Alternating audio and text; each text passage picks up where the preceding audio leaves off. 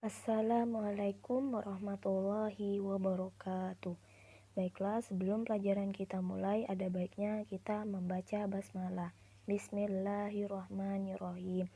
Nah, minggu lalu kita sudah mempelajari atau mengetahui materi kita tentang kekuasaan dan rahmat Allah Subhanahu wa taala. Nah, di pertemuan kali ini kita akan melanjutkan pembahasan kita, yaitu di bab 3 tentang sifat pemurah dan menjauhi sifat kikir. Nah, pada materi kali ini kita akan mempelajari surat Al-Lail dan hadis tentang sifat pemurah dan menjauhi sifat kikir. Sebelum kita mempelajari surat Al-Lail dan hadis tentang sifat pemurah dan menjauhi sifat kikir, kita akan mengetahui terlebih dahulu apa yang dimaksud dengan sifat pemurah dan menjauhi sifat kikir. Pengertian pemurah. Pemurah adalah orang yang suka memberi bantuan, baik harta maupun jasa kepada orang lain. Kemudian, sifat pemurah adalah salah satu akhlak terpuji yang seharusnya dimiliki oleh setiap muslim.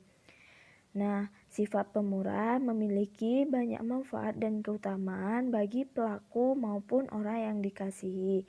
Keutamaan dari sifat pemurah yaitu yang pertama, mendapatkan balasan dan pahala yang banyak. Yang kedua, mendapatkan ampunan dan dijauhkan dari azab neraka dan dicintai Allah Subhanahu wa taala. Orang yang pemurah akan mendapatkan ampunan dan dijauhkan dari azab neraka dan dicintai oleh Allah Subhanahu wa taala. Kemudian yang ketiga, orang yang dermawan disenangi Allah dan sesama manusia. Nah, Allah Subhanahu wa taala dan sesama manusia lebih menyukai orang yang bersifat dermawan. Selanjutnya, pengertian kikir. Kikir yaitu enggan mengeluarkan sebagian harta yang dimiliki kepada yang berhak menerimanya.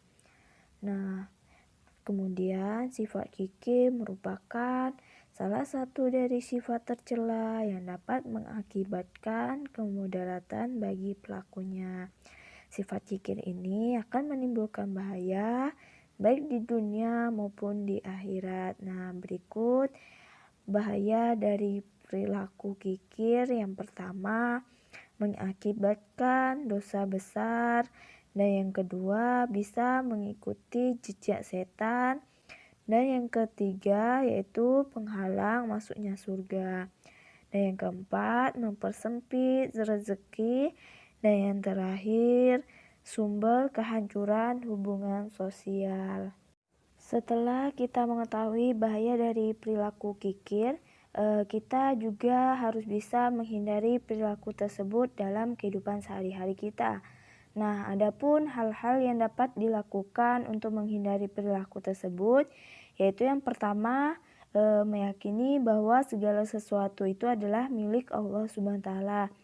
Yang kedua, banyak bersyukur atas nikmat yang Allah berikan. Yang ketiga, gemar melakukan kegiatan sosial dengan berinfak dan bersedekah. Kemudian yang terakhir yaitu selalu memohon perlindungan kepada Allah dari sifat kikir. Selanjutnya bacaan surat Al-Lail ayat 1-11. A'udzu billahi minasyaitonir rajim. Bismillahirrahmanirrahim.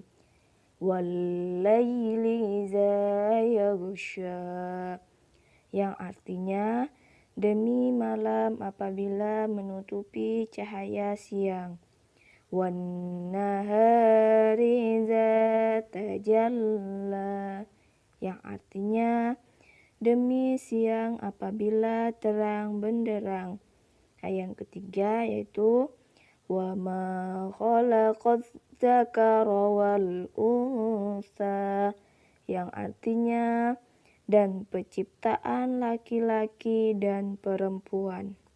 Kemudian ayat yang keempat yaitu inna sya'yakum lasyatta, yang artinya sesungguhnya usaha kamu memang berbeda-beda. Ayat yang kelima yaitu fa'amma man a'ta wattaqa, yang artinya adapun orang yang memberikan hartanya di jalan Allah dan bertakwa. Ayat yang keenam yaitu wasaddaqa bil husna, yang artinya dan membenarkan adanya pahala yang terbaik surga. Ayat yang ketujuh yaitu fasanuyassiru lil yusra, yang artinya maka kami kelak akan menyiapkan baginya jalan yang mudah. Ayat yang kedelapan wa amma man bakhila wastaghna, yang artinya dan adapun orang-orang yang kikir dan merasa dirinya cukup.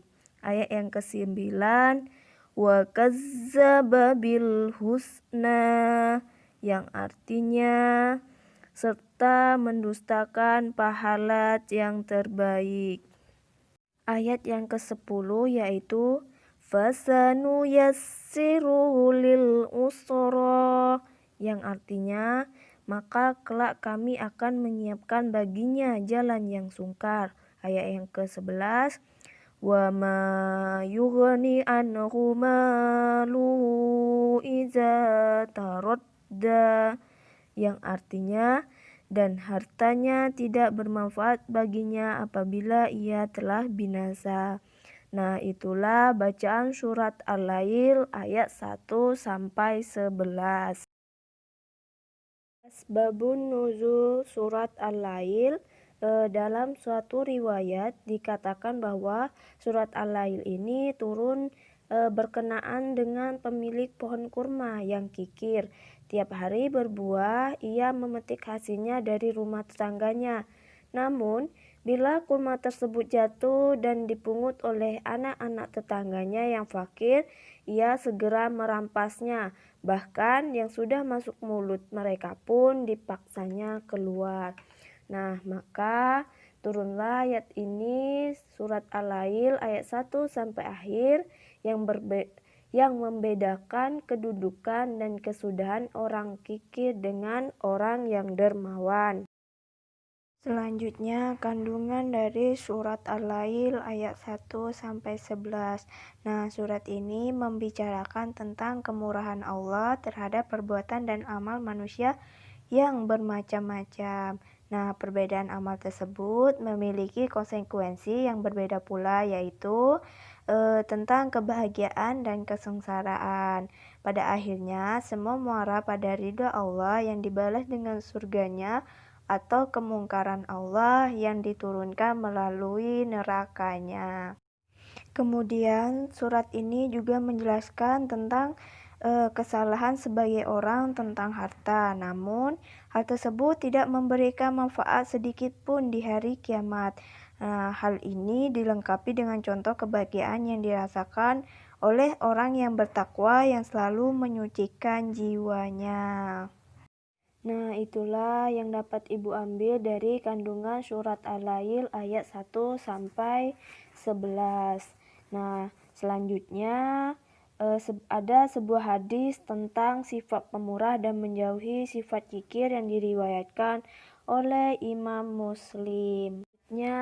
Hadis tentang sifat pemurah dan menjauhi sifat kikir.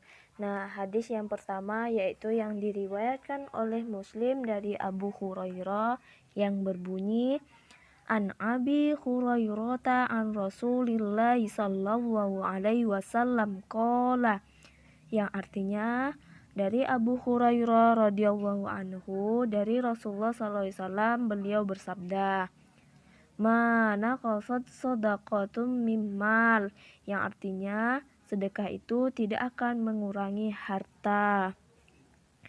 Wa ma zadallahu abdan bil afwin illa izza, yang artinya tidak ada orang yang memberi maaf kepada orang lain melainkan Allah akan menambah kemuliaannya. Wa ma tawadha'a ahadun lillahi illa rafa'ahu Allah, yang artinya dan tidak ada orang yang merendahkan diri karena Allah, melainkan Allah akan mengangkat derajatnya. Nah, itu hadis yang diriwayatkan oleh Muslim. Kemudian ayat ini menjelaskan bahwa hakikat sedekah itu tidak akan mengurangi harta. Nah, secara perhitungan, apabila kita mengeluarkan harta memang berkurang, tetapi setelah itu sedekah akan menambah harta baik jumlah maupun berkah.